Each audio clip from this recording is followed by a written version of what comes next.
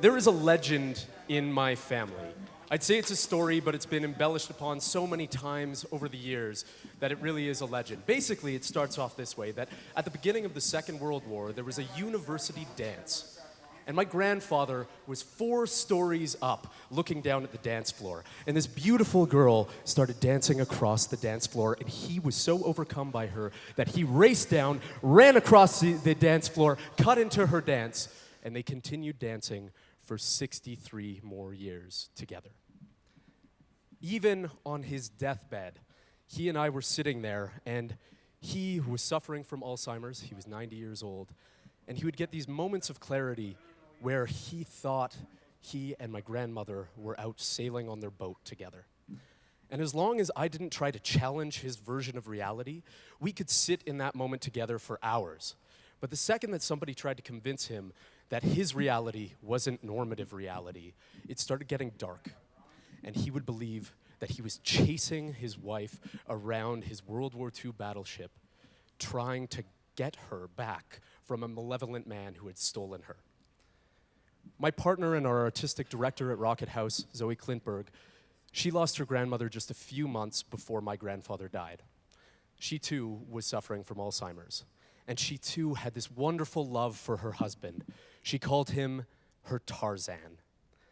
And over the last years, as the Alzheimer's progressed, she would replay moments of their love, but in reverse. And there were these beautiful little nuggets of time where Zoe got to see a glimpse of what her grandmother's love for her grandfather was like. Now match this up with the end of 2012. We got awarded a TEDxYYC grant as part of Calgary 2012 to put on the world's first parkour play.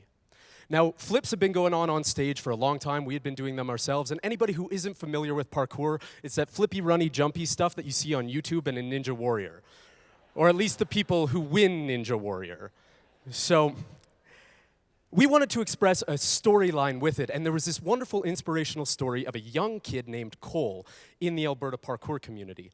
Now, Cole has a syndrome called Rubinstein-Taybi Syndrome. It means that he has cognitive and physical obstacles to overcome. But in parkour, that's what we do. We overcome obstacles. And his older brother, Chad, loved to train parkour with Cole. And he learned early on that Cole liked to train better when they would play their favorite game, which was his superhero game and his favorite superhero, Buzz Lightyear. And whenever they played Buzz Lightyear, Cole's abilities would skyrocket. He started off barely being able to walk and communicate, and 6 years later, playing Buzz Lightyear, he was able to run and jump and climb mounds of snow. Our playwright, Tom Curry, decided to put all of these together. And he created one character you will see out here today, our old man, Jack, who is suffering from Alzheimer's. He's constantly searching through the fragmented memories in his mind for his long-lost wife. And you'll also see Ryan, a young girl with autism, who lives in a wonderful world of imagination where her superheroes come to life. And when we first mounted this in 2013, we expressed all of this through projections and wearable technology and movement. And we had their realities up there on the stage, on the screen, and coming together. We never wanted to say sorry for these different disorders and diseases. We wanted instead to look at the beautiful moments and the strength that can come out of this form of reality. Now, we had so much support back in 2013 for it that we've decided in September of 2016 that we are going to bring all of this back to life again, bring MindFire back to the stage. But you, as the TEDxYYC audience, get to see a sneak peek, 5 minutes of the performance of MindFire, months ahead of it getting on the stage. And to set the scene, here we are, days before the MindFire Comic-Con convention, in a nice green pasture in a park with the stage being built. Please enjoy MindFire. Indomitable, a word to strike fear into the hearts of the demons who haunt us. Unassailable, a hero for everyone. She can do anything, be anywhere, do anything. She is MindFire! Hey? That sounds pretty good. What do you guys think? Do you guys, I gotta run this. Can you guys keep it down for like 30 seconds? Oh, perfect. Young, old, weak, or strong, this convention helps us celebrate the victories of the battles that rage on in our minds. Cognitive disorders, deterioration of the gray matter, addiction, depression, malfunction. Now, MindFire is the hero that we all need, right? And her leadership compels us to explore parkour so that we can train the mind as well as the body, so that we can harness our psychological skills, our psychological fortitude, so that we can harness our own inner MindFire. Like Ryan, locals appear hostile. Threat level, minor.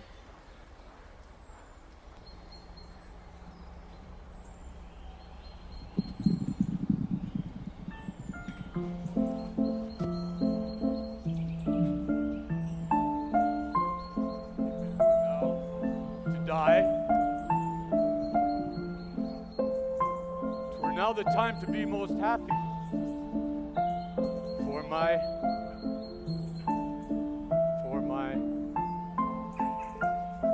hath her content so absolute that not another comfort like unto this succeed an unknown fate.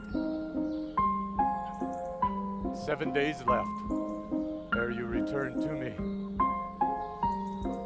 I cannot speak of this content. 6. It stops me here. 5. It is too much of joy.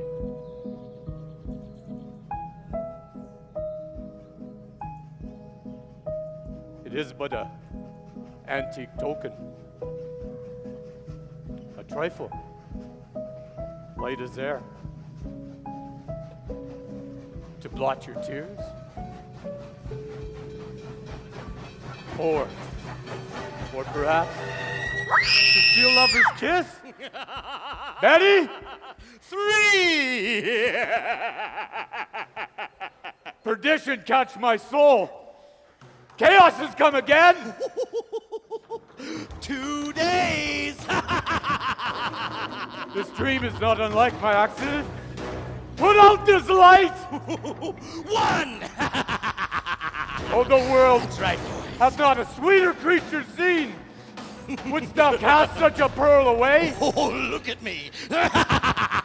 No. Betty! Betty!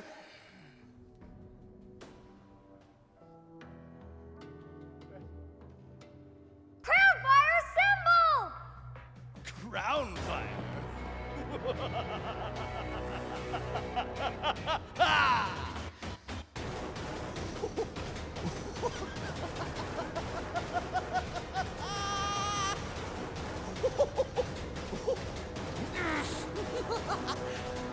Oh, no, you don't.